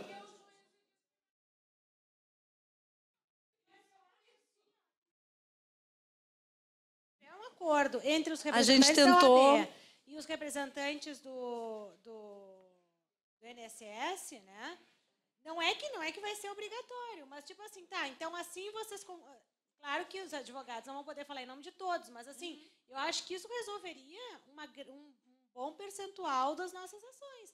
Tipo assim, iria como a orientação que no Fórum Interinstitucional ficou decidido que o INSS não recorreria nessa situação, a OAB, sei lá, concordou com os representantes que estavam ali e tal, mas assim, teria uma discussão entre representantes da OAB e representantes do INSS, sim, assim, seria um acordo meio sem força obrigatória, mas eu acho que, de certa forma, resolve também, isso. Porque eu recebi advogado no meu gabinete em Criciúma pedindo, por favor, para eu não decidir mais na época, eu decidia pelo INPC, né? Dizia que era norma especial. E aí, não, olha, o INSS está recorrendo só disso, a gente não quer. Eu não vou ficar eu, como juíza, defendendo um direito da parte que não quer que seja defendido. Então, eu acho que essa é a ideia. O juiz se pauta por aquilo que ele acha que é o adequado. Agora, se a parte interessada não tem interesse nisso, sabe, eu não vejo por quê. Por isso que eu digo assim, de repente sai uma orientação sem obrigação, enfim, né, de uma recomendação. Aí que tá. Se tu propor a TR, os advogados vão dizer que isso não é acordo, né? Primeiro que assim, a gente conversou essa questão, disso, né? Qualquer coisa que tu proponha no fórum é tudo jurisdicional. Começa por aí. E, em segundo lugar, em que termos esse acordo? O que o tribunal está fazendo, pelo menos as turmas administrativas? Tem reclamação no Supremo que é para mandar aplicar a TR até que haja modulação do efeito. Então, nós estamos aplicando a TR e reduziu bastante os recursos, porque os advogados estão percebendo assim, que não adianta ficar brigando por causa do... A não ser que o atrasado seja um valor muito alto, aí sim faz diferença. Tá? Mas, assim, que tipo de acordo num fórum interinstitucional a gente poderia fazer? Eu acho que uma conversa informal, sabe? Assim, e sair como uma recomendação no sentido de que, se entendeu. Eu não sei, eu tô aqui, tô viajando, entende? Mas, assim, eu não sei, acho que não seria acordo, o nome, eu acho que não seria... Um consenso. Sabe? É que todos cedessem um pouco, né? Entende? Seria uma coisa... Isso é o mundo ideal. Uma recomendação, sabe? Quem quiser, acata, quem não quiser... Mas pelo menos assim, mas o fórum, eles vêm para Catarse. Só um pouquinho, pessoal. Só para nós podermos avançando, a Daniela quer acabar a manifestação do encerrar aqui, só para nós podermos ir fechando os blocos aqui de assuntos, porque senão nós não conseguimos avançar por todos. Então, só um pouquinho, gente, eu só Daniela, queria encerrar agradecendo todos os juízes, especialmente os dos juizados, porque logo que eu cheguei, tinha muito processo de medicamento esperando ou um Bacenjude, ou um alvará. Eram situações assim, e as pessoas estavam destinadas aos gabinetes, absorvidas para fazer isso e sem controle. Eles me passaram assim, doutora, a gente vai mandar expedir um alvará, mas depois, vou lhe ser bem sincera, nunca mais vou ver se pagaram ou não esse alvará. Porque não tinha como, né, com todo esse volume. Então, o que eu comecei a fazer? Baixar todos eles para essa parte ser cumprida lá no juizado de origem. E eu quero agradecer sinceramente que quando eu fiz, eu fiquei morrendo de medo que todo mundo devolvesse, eu não ia saber o que fazer com aquilo. E ninguém devolveu. Tá? Então, assim, isso mostra que a gente tem, sim, uma justiça unida. Vocês entenderam essa necessidade, eu agradeço de coração. Porque é para todos, não é para mim, que estou ali nesse momento, mas logo será outro. Então, é para todos nós. E é isso que a gente tem que pensar quando faz. E um agradecimento especial também para os juízes que administram as secretarias das turmas, o doutor Marcelo, aqui do Paraná, a doutora Alessandra e o doutor Júlio, que têm ajudado muito no que a gente precisa, porque, afinal, a gente usa a secretaria deles para fazer a presidência tramitar, porque a gente também não tem uma secretaria própria. Então, obrigada e obrigada para todos. Por enquanto. Parabéns, Daniela, por esse trabalho pioneiro que está fazendo, está desbravando, fazendo algo totalmente novo, né? Ela realmente abraçou, quando a gente redigiu lá a resolução, né? Foi depois o novo desafio, quem é que vai assumir tal função? Realmente, porque se não for uma pessoa com tanta iniciativa, que vista a camisa, essa proposta poderia ser um fracasso. O sucesso realmente está ligado ao trabalho que você está fazendo e você realmente ter assumido com todo o teu empenho essa função. Antes de passar, então, agora para a Ingrid, o Emerson tinha pedido depois, então, né? Vamos, então, ouvir um pouquinho a Ingrid, que ela tem um tema, que é um tema também relativamente novo, foi objeto da Resolução 73, de 16 de maio de 2014, que está regulamentando a conciliação virtual no processo eletrônico no âmbito da Justiça Federal da 4ª Região. Então, de repente, essa questão até da TR aí pode ser resolvida pela conciliação virtual, né? Começando a ser pode ser ampliado também em cima disso, uma provocação ao próprio INSS para ele levantar as partes, né? Se não querem conciliar através desse modelo. Mas então vou passar a palavra para a Ingrid trazer a contribuição dela a esse debate. Queria agradecer a oportunidade de poder falar do fórum, agradecer o convite, Lázaro e Vivian, e agradecer, como a Daniela fez, os colegas. Esse trabalho não foi construído pela Ingrid, ele foi construído pelo Tribunal Regional, capitaneado pelo Picarelli, com o auxílio dos nossos colegas de juizado, porque as pessoas que estavam originariamente envolvidas, olhando pelo lado da magistratura, com a questão do fórum, eram juízes envolvidos com execução fiscal, então a gente tinha uma prática de outro tipo de demanda, e assim, muitas falas, até que hoje eu ouvi ali as duas últimas manifestações da DPU, da Caixa, e aqui um pouco do que a gente escuta aqui, nós temos muito mais coisas em comum do que coisas diferentes. E a questão da quantidade imensa de processos, a questão de que no meio de tudo isso existe alguma coisa que é fácil, ou existe alguma coisa que é conciliável, que era uma coisa que a gente percebia, o mundo na execução fiscal. Daniela foi minha colega de vara, nós percebíamos 30 mil processos numa vara de execução, e muitas coisas, se apenas você mandasse uma carta e chegasse no endereço certo, em 2 semanas, que era o período mais ou menos entre enviar a carta e as pessoas começarem a vir no balcão, vinha aquele grande percentual, como é que eu pago, como é que eu parcelo, onde é que é o credor, etc. e tal, e a gente mandava lá no credor, e dali um pouco tinha gente pagando, parcelando, cancelando, porque comprovou que não exercia mais profissão. Então existia alguma coisa que propriamente não havia uma demanda assim tão séria e tão complicada que necessitasse da intermediação de um magistrado. Isso foi o que provocou a primeira versão do Fórum de Conciliação na execução fiscal.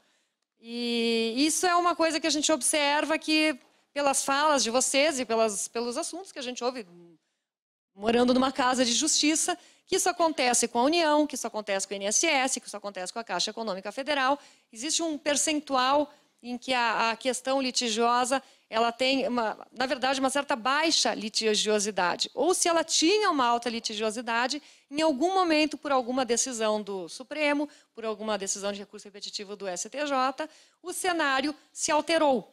E aquele que outrora tinha uma expectativa de ganho, aquela expectativa, o cenário mudou. Isso foi o que gerou muita conciliação com a AGU, né, Vivian?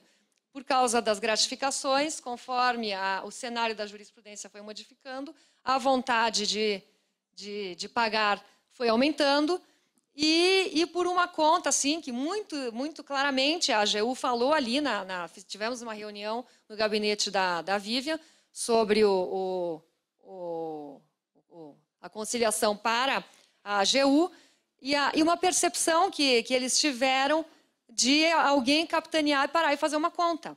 Então, para que a procuradora responsável pela conciliação, que é a doutora Caroline Busato, em Porto Alegre, pudesse convencer quem vai pagar de que era interessante conciliar, ela começou a fazer conta simples, exatamente quanto é o juro que eu vou pagar, e lá pelas tantas começa a valer a pena fazer conciliação. Então, esse trabalho de conciliação é uma coisa que, na verdade, vocês já fazem, então a gente também só tirou de vocês o que vocês já faziam mesmo, que era assim, onde é que é o território mais fácil? Onde é que não tem litígio? Onde é que já está quase resolvido? Né? Alguém já percebeu aqui, quem sabe a TR também não é um bom para mandar para fórum. Onde é que a litigiosidade prática? Onde é que tem o advogado que já sabe falar na justiça? Ali no Sicoprev, tem o doutor Índio, posso falar dele? O doutor Índio vai lá fazer as audiências de conciliação, marca-se audiência de menos de 10 em 10 minutos, ele não leva o cliente e concilia tudo. Será que essa pessoa precisa ir até a justiça para conciliar? A gente tem processo eletrônico, a gente tem meios eletrônicos de conciliação. Então, a ideia foi sair do que a gente já fazia em execução fiscal, que a pessoa vai lá pagar, ela não vai receber. E a gente consegue, os índices de conciliação se mantêm, desde que a gente implementou o fórum no Rio Grande do Sul, é 20% para uma carta e um despacho, só. A única coisa que a justiça faz. Uma carta e um despacho explicando direitinho, tu pode conciliar, olha aqui, enquanto você estiver conversando não vai ter penhora, não vai correr seu prazo para embargos, né? Enfim, N coisas que a pessoa até pensa, e se tudo que você fala ali não vai ser usado contra ti? Né? Quem se decidiu, quem fez oferta ou quem admitiu qualquer coisa, se não gerar acordo, nós não usaremos absolutamente nada contra o usuário da conciliação, que é um compromisso que foi mantido para para o processo do juizado. Nessa resolução está muito claro que conciliação, o conteúdo do que foi conversado é privativo das partes e aquilo só vai ser usado pela justiça assim seja acordo. Se não deu acordo, discute normalmente ou litiga normalmente como se não existisse. Se viu, então, que havia uma oportunidade ou uma parcela que é possível conciliar dessa forma. O que é que nós estamos vivendo hoje? Um pouco do que a Caixa apontou hoje de manhã, nós temos um pouco de déficit de informação, um pouco meia-culpa, mas assim, de magistrado junto ao fórum é eu e o Picarelli, então a gente tenta divulgar, né, algumas apresentações eu já fiz aqui com o doutor João Batista, aqui em Curitiba, já fiz em Florianópolis, e pelo interior do Rio Grande do Sul já fiz Santiago, Santa Maria e Bagé, mas assim, não tenho perna para ir em tudo quanto é lugar. E a gente fez umas parcerias, assim, acabei de costurar uma hoje com o Marcelo, para que a gente comece a ter quem usa, mas esse usar não é só colocar ali, é dar uma conversadinha com a Caixa. Eu aproveitei, quando a doutora Laín terminou de falar lá embaixo, desci lá, já dei uma assuntada com ele também, dizendo, vamos lá, começar a fazer escolher os processos, encaminhar, porque a melhor forma de fazer conciliação é existir uma proposta. E no juizado foi criada uma forma de conciliação diferente da execução fiscal ou da ação monitória, que é a conciliação só vai ser habilitada quando a justiça entender oportuno, ou quando o processo estiver maduro para tanto. E o que é esse processo maduro para tanto? Sistema Sicoprev ou Sicope, eventualmente tem que ter a perícia para saber se há uma possibilidade de uma ação procedente. Onde há a possibilidade de uma ação procedente, há a possibilidade de acordo. A Caixa Econômica vai lá contestar uma ação, ela tem que ver se tem. Então, assim, há um material rico e a gente não tem condições de fazer audiência em todos os processos que entram na Justiça. Então, assim, a ideia do Fórum de Conciliação foi possibilitar que todas as pessoas tivessem acesso à conciliação de forma assíncrona e atemporal. Assim, fala a hora que falar. Ele não é um chat, ele é um fórum. Quem já fez EAD, aquela conversa é assíncrona. E tem duração de 15 dias, se der acordo, muito bem. O processo, quando entra nessa fase de conciliação eletrônica, o que se lança, ele é integrado ao processo eletrônico. Então, há eventos que são lançados. Se a gente encaminha no sistema de propostas entre vara ou entre turma recursal ou entre a vice-presidência ali para a conciliação, vai ter uma conversa entre a vara e o INSS, a AGU, Caixa, enfim, e vai aparecer uma proposta. Muito bem, veio a proposta, a vara habilita um fórum. E aí vai aparecer um evento no processo eletrônico. Existe um fórum habilitado, sai uma intimação para o advogado. O advogado e o INSS, a Caixa, a AGU, conversam ali dentro do fórum. À medida que o fórum for evoluindo, a evolução, não o conteúdo, a evolução da conversa vai lançando evento no processo eletrônico. O processo sequer sai do lugar na vara. Se vocês estão no processo lá com a vara para pautar a sessão do lado do Dr. Giovanni, o processo vai continuar naquele localizador de pautar a sessão e entre localizadores secundários, conciliação iniciada, e quando a conciliação encerrar, vai aparecer uma conciliação encerrada com ou sem acordo. Se eventualmente terminar sem acordo, vai dizer, conciliação encerrada sem acordo, com um evento no processo eletrônico. Conciliação encerrada com acordo, ela aparece encerrada e um termo de acordo para que o juiz do juizado possa homologar. Para o processo previdenciário, existem formulários, porque vocês têm que implantar benefício com aquelas questões que, eu não sei, agora não me lembro, mas quem falou, foi lá de manhã, foi a DPU, que falou, não tem qual é o percentual do atrasado, não tem qual é a renda mensal inicial, a pessoa não sabe bem o que está ganhando. O formulário foi criado com base nos formulários que se utilizava e se utiliza hoje na vara da conciliação, que está na Inês ali, e nos formulários que eram utilizados no Sicoprev. Então, cada tipo de benefício tem um tipo de formulário com os campos necessários. Esse formulário vai ser preenchido ali pelo INSS ou, para quem usa o sistema do Sicoprev, pela vara da conciliação. As partes debatem, acertam o que tem que acertar no formulário. Quando elas chegarem no acordo, o formulário aparece bonitinho lá para o juiz conciliar. Se chegar a situação do doutor Índio, que conciliava ali na hora, No momento em que se habilita um fórum de conciliação, se o doutor Índio curtiu aquele acordo, ele aperta aquele curtiu e acabou o fórum sem o INSS sequer olhar. Ele curtiu, o fórum terminou, está ali o termo de acordo, o juiz analisa se vai homologar ou não e implanta o benefício. Assim, eu estou fazendo um resumo bem grosseiro do fórum. Eu acho que o nosso tempo aqui não permite, eu fiz uma apresentação bacaninha ali, mas eu não vou conseguir mostrar as telas. Eu estou completamente Não, todos nós usamos o tempo. Eu estou completamente à disposição de todos, porque precisar de esclarecer, de treinar. Nós temos os nossos focos que disseminam por aí, então, mas eu estou na Quinta Vara, Federal de Porto Alegre, o meu Zimbre o meu Pandion é INS, o meu ramal é 9151 3214. Eu fico completamente à disposição, quer vir que treine aqui no local, eu venho, ou no que precisar de apresentação, eu fico bem disponível para quem se interessar pela ferramenta e entender como uma via útil.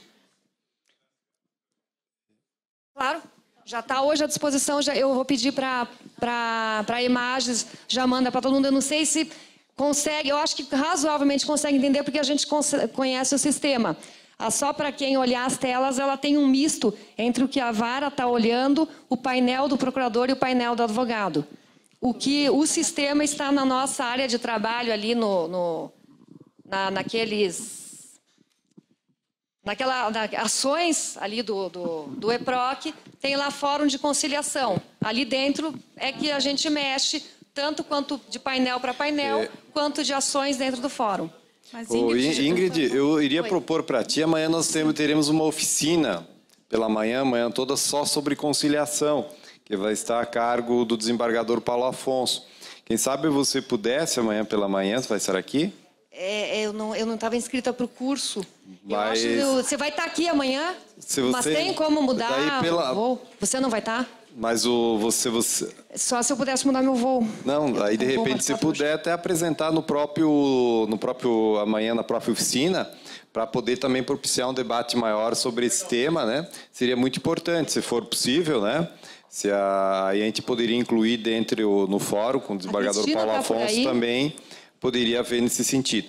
Eu não sei se alguém mais quer fazer algum questionamento sobre a... Eu quero uma pergunta só para entender. Ingrid, se a vara entender que não está habilitado o processo para conciliação, ela pode negar a abertura do fórum? Ela não libera. É interessante falar. Não, é que a vara não nega. A vara habilita ou não habilita. E se não habilita, dentro tem que despachar negando... dessa ideia de trocar propostas, por exemplo, que nós estamos ali fazendo ali no Giovanni, que é a minha vítima, né? Enfim, a gente combinou com a Caixa, já fez mais de uma... É muito bom abordar a parte, como vocês já fazem naturalmente quando vocês fazem conciliação presencial. O que a gente fez foi transformar aquela organização que se fazia de troca de e-mail numa organização dentro do processo eletrônico, usando as funcionalidades que o sistema permitem.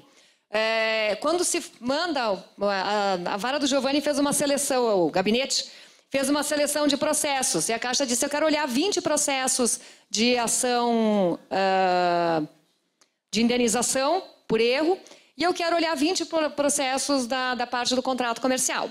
Separaram ali, colocaram na caixinha. A Caixa Econômica olha, se ela não quiser conciliar, ela olhou aqueles, esse aqui eu acho que não dá para conciliar. Ela clica num botão e avisa: esse aqui não tem conciliação. Então, o que acontece? O gabinete do Giovanni já sabe que em fórum não vai render, né? Então, se achar que pode render, vai ter que marcar uma presencial. Então, isso também sinaliza. Porque por que a gente fez, né, Picarelli? A gente fez o fórum com habilitação, porque a gente sabe que a pessoa entra com o processo, baixa aquela ansiedade, ela aperta naquele botão: eu quero conciliar. E nem se sabe se no benefício previdenciário ele é incapaz, não tem a conta que às vezes tem que ter, ou não tem lá os elementos contratuais que têm que ser olhados. Vai ser uma bela frustração oferecer uma ferramenta que não pode ser viável naquele momento. Então, a ideia para ajuizado mudou, um pouco a lógica do que seria o processo vai ser igualzinho como se nós fôssemos fazer uma audiência. Ele vai ir para a audiência quando ele estiver no momento, e se ele for um processo passivo de conciliação. Então, assim, o que se quis fazer foi só colocar dentro do processo eletrônico uma prática que já fazíamos de forma presencial.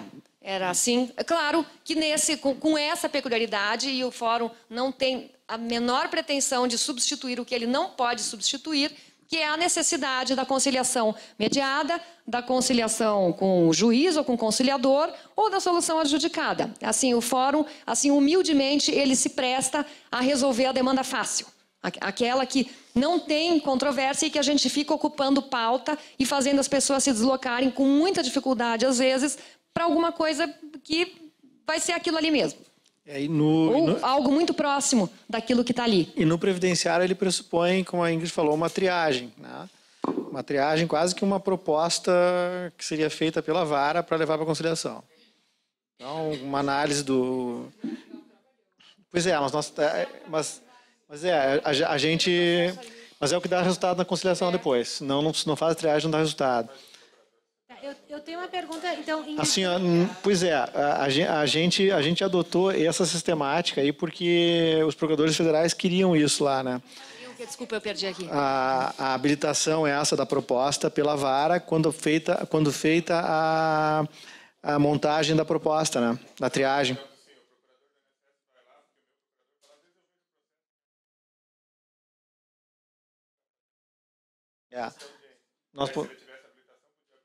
Isso aí é aquela sistemática de que o procurador faz a proposta. Mas a sistemática que o procurador faz a proposta, o que eu combinei com a Caixa, que eu acho que é uma coisa que a gente tem que dar uma evoluída com a... Até falei com o doutor Alain hoje para ver se Paraná também ia, ele topou. Assim, o que a gente percebe? O advogado terceirizado atrapalha um pouco o andamento das coisas, porque ele não tem a mesma autonomia, ele não conhece tanto a empresa pública, não é por uma questão de qualificação do procurador, mas por uma questão de que ele está mais afastado daquele dia a dia, ele tem menos autonomia, enfim, ele não conhece tanta empresa. O que a gente combinou ali no Rio Grande do Sul? Até tá com a Josiane, nós estamos já com a Caixa amarradinha lá. O bom da tal da proposta, eu não curtia muito, mas agora eu já mudei bem de ideia. A história o processo tem o seu procurador associado, automático. Para a questão da proposta, e aí por isso que é bem interessante ser feito por quem trabalha naquilo, os procuradores da conciliação junto ao Sicoprev e os que são da conciliação também na AGU, não é a mesma pessoa que está falando ali no processo. Então, o que a gente combinou? Quando você vai fazer o painel das propostas, aquele que vai mandar a proposta em branco lá para ele preencher, por exemplo, esse procurador do INSS, tu pode associar o procurador que tu quiser ali. Então, se existe um procurador da conciliação, tu põe os processos todos lá associado para ele. Ele vai ver ali e os analistas que trabalham com ele. Então, também ele vai conseguir trabalhar da mesma forma que ele trabalhava perante o Sejuscom. Ele tem lá os analistas dele, a Caixa tem os analistas, que é o pessoal da área técnica que entende. E aí, o que a gente combinou? Assim, entra a ação contra a Caixa Econômica lá, discutindo o contrato, o FIES, ou sei lá o que for. Abre o prazo que vocês abrem normal para contestação, joga na caixa das propostas. Aí a gente vai ter o procurador que vai contestar e o procurador, evento pode até ser o mesmo, mas eles vão analisar da área técnica dele se dá para propor acordo. E aí, enquanto ele pensa lá na contestação, ele já pensa se pode oferecer o acordo. Eu acho que isso é a mesma coisa customizável. Digamos que ele alimentou um monte de propostas ali, nessa área de trabalho. Vocês conseguem habilitar em bloco as propostas e intimar em bloco. E daí abre o fórum para um monte de gente com a intimação do processo eletrônico para quem tem advogado. E o sujeito que tem a termação, que eu imagino que seja a minoria. Nesses, vocês vão habilitar normal, só que aí vai ter que fazer a cartinha ou o mandado, ou seja, qual for a forma, para dizer para a pessoa, olha aqui, ó, tem um fórum que tu pode abrir e conversa assim. Na telinha de sistema, para o advogado, mas o advogado não é frequente na justiça. Não tem problema, ele não precisa ser. Quando se cria um fórum, vai aparecer a proposta. Se houver proposta, se não houver proposta, também dá para criar um fórum em branco. E vai aparecer do lado um documento que tem as instruções de acesso, de mexer no sistema, e embaixo as informações gerais, que são as regrinhas resumidas que estão na resolução do Dr. Tadac. Ali vai dizer, olha, isso aqui dura 15 dias, o que você está falando aqui não gera confissão, e assim, como é que funciona isso aqui. Então, mesmo que ele não seja um usuário frequente, ele vai conseguir trabalhar tranquilamente dentro porque as instruções estão oferecidas. O advogado trabalha pelo seu próprio painel, então ele vai lá clicar e vai estar explicado como é que ele clica. Assim, a parte instrucional está dentro do processo para que qualquer um possa utilizar. Ingrid, eu não lembro. No previdenciário ele pode habilitar sem proposta, né, da vara, né? Pode fazer sem proposta, mas o que a gente meio tem combinado quando a gente faz a apresentação é que nesse módulo, que eu imagino que seja daquele procurador mais ativinho, assim, você manda para... Não, é que você vai mandar para ele as propostas em branco, ou seja, tem que botar na área de trabalho dele que tem propostas. Aí ele vai preencher aquele tipo de... O meu servidor que faz o ato de secretaria que encaminha para citação, já habilitaria ele para ele poder fazer proposta. Já joga lá com proposta em branco. Aí ele completa com aquilo que ele Aí ele completa com o que ele vai fazer. Até isso a gente vai indo e vai conversando com a parte. A Caixa Econômica, que diz assim, pois é, eu tenho que ver a área técnica e a área jurídica. Aí eu falei, não tem problema. Então, se você não tem aquilo tão refinado, abre um fórum e diz assim, olha, isso aqui cai naquela regra geral que tu pode parcelar em até 36 vezes ou pagar à vista com não sei quantos % de desconto. Você não está falando nada com nada, mas você está convidando a pessoa a conversar. Claro que no INSS vai ser diferente, ele vai preencher uma proposta de benefício previdenciário. Daí tem campos e requisitos. Ingrid, sim. Não, é só para esclarecer. Então, pelo que eu entendi, a secretaria tem que abrir a possibilidade de fazer de participar do fórum virtual. Então, aí o que acontece é que nas turmas esse sistema fica bem fora. Assim, não, ele fica bem dentro. Não, sabe por quê? Porque eu vou te dizer, eu acho que tem que vir automaticamente isso e não abrir da secretaria. Eu acho que há a necessidade de, depois de julgado o processo, esse fórum acho que tem que ser aberto automaticamente, até para resolver essa questão dos juros e da atualização monetária. Primeiro, porque o juiz de gabinete ele não tem participação ativa na secretaria. Duas únicas vezes que eu marquei conciliação, porque a parte vinha peticionando, e não pelo fórum, mas veio peticionando formalmente, para pedir conciliação, e eu marquei a audiência de conciliação, porque o INSS se fez de salame lá e não respondeu ao despacho que eu intimei. Eu recebi, primeiro, a visita do diretor de secretaria, dizendo que eles não tinham como fazer essa audiência. Eu tinha dito que a audiência era no meu gabinete, que era uma conversa. Foi um auê na secretaria. Assim. Recebi, ele veio 2 vezes ali, dizendo que aquilo era um absurdo, que aquilo não podia ser feito, então que eu tinha que mandar o processo para o Psicoprev. Se eu não vou tirar o processo do localizador e mandar para o Psicoprev, ele vai voltar 1 ano depois e não vai fazer conciliação. Mas o processo não sai do seu localizador. Giovanni, você vai me socorrer agora. Ingrid, a bola é tua. Ingrid, não é isso que eu estou dizendo, não está entendendo. Estou dizendo que a gente não tem a conversa com a secretaria. O que eu estou dizendo é que na turma recursal, essa história de depender da conciliação virtual, de uma habilitação feita pela secretaria, isso complica. Isso que eu quero dizer, entendeu? Que talvez na turma o ideal fosse que a gente tivesse a possibilidade de abrir automaticamente, pelo menos depois do julgamento pela turma.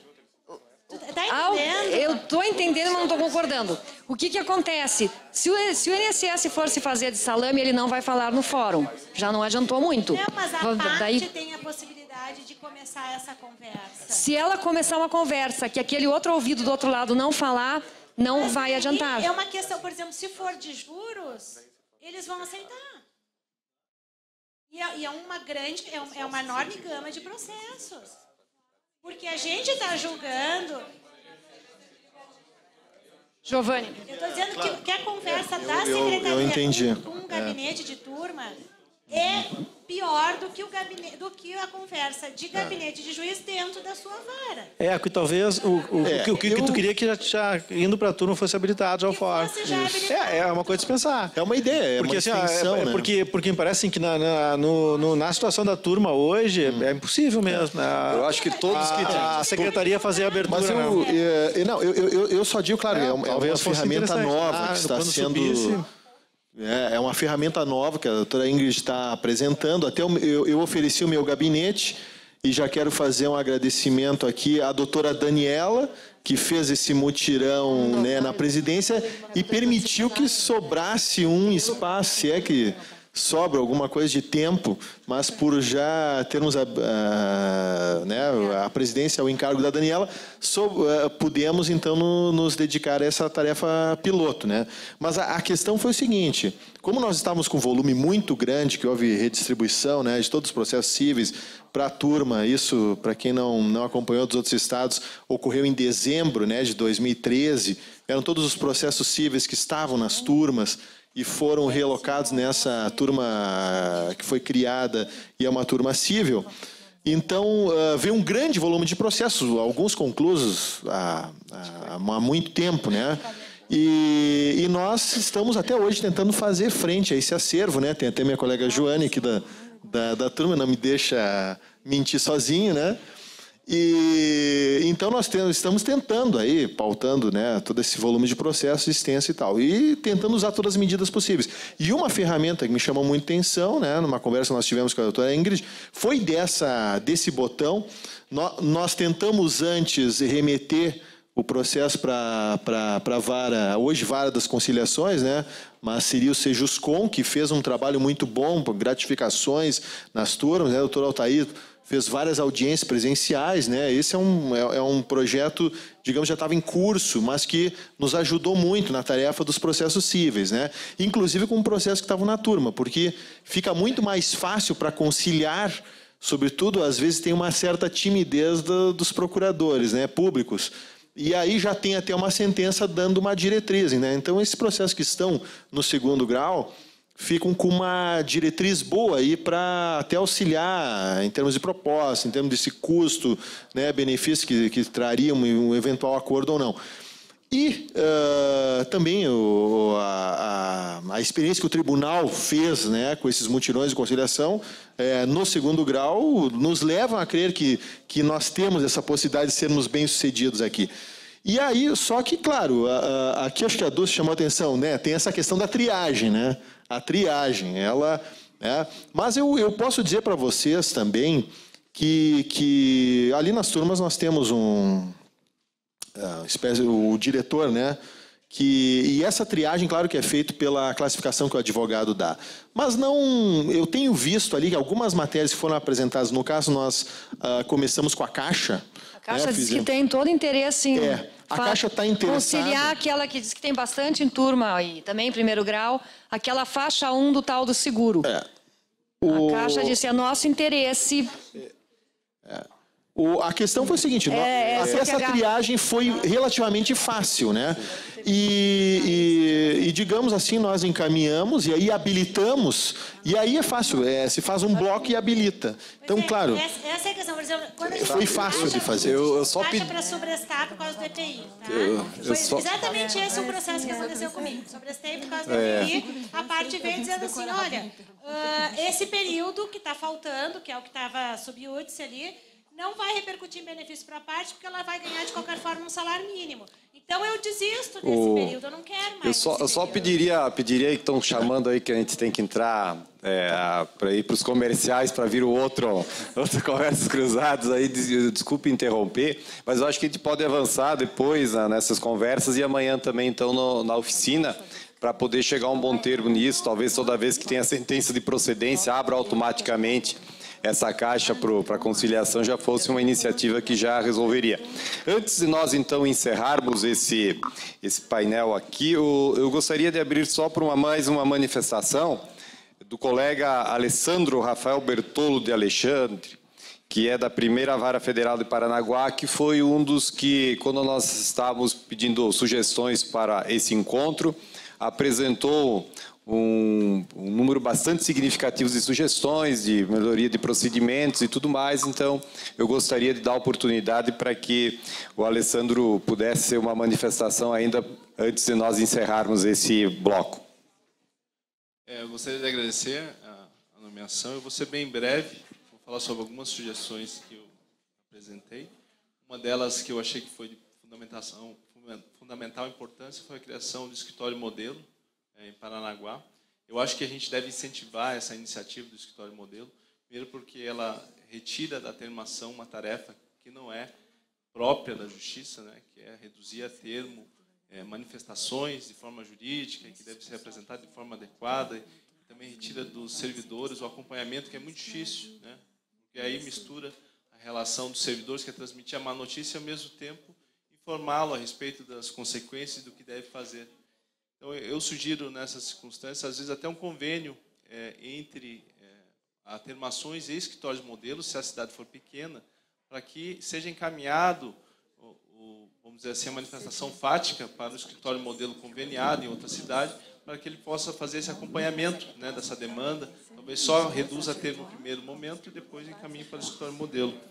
Uma das sugestões também que eu apresentei foi a expedição de intimação pelos Correios, dirigido aos endereços dos autores pessoas físicas, quando houver levantamento de procuradores especificando os valores, objeto do alvará expedido no procurador.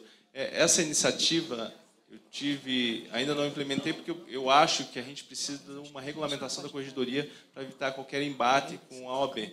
Mas o que eu verifiquei na realidade de Paranaguá foi o seguinte: em relação à justiça estadual, nós tivemos um escândalo muito grande envolvendo pescadores e levantamento de alvarás pelos advogados. Os advogados ficaram com uma parte substancial desses valores. Em razão desse episódio, foi preso o juiz aposentado, que atuou na época, o escrivão, que também era casado com outro magistrado, e também foi preso vários advogados em razão desse esquema. E também gostaria de traduzir uma experiência que eu tive em Paranaguá, uma experiência que também me consumiu um pouquinho de energia. Foi uma situação em que houve a sessão gratuita de 100% dos valores retroativos, que dava mais ou menos R$100 mil, Nossa. A uma outra pessoa que era advogado também. Daí eu resolvi consultar o site desse advogado e percebi que os dois eram sócios. Estava cedendo por sessão gratuita, eu desconfiei, bom, então é um contrato de honorários travestido. Daí desconsiderei esse contrato, né? Falei que aquele negócio era nulo, porque estava simulando outro. Os advogados se manifestaram novamente, xingaram minha mãe, meu pai, todas as gerações, e disseram que eles tinham comprado aquele crédito, e na verdade não tinha sociedade, era uma mentira, e compraram por 28 mil, aqueles 100 mil reais.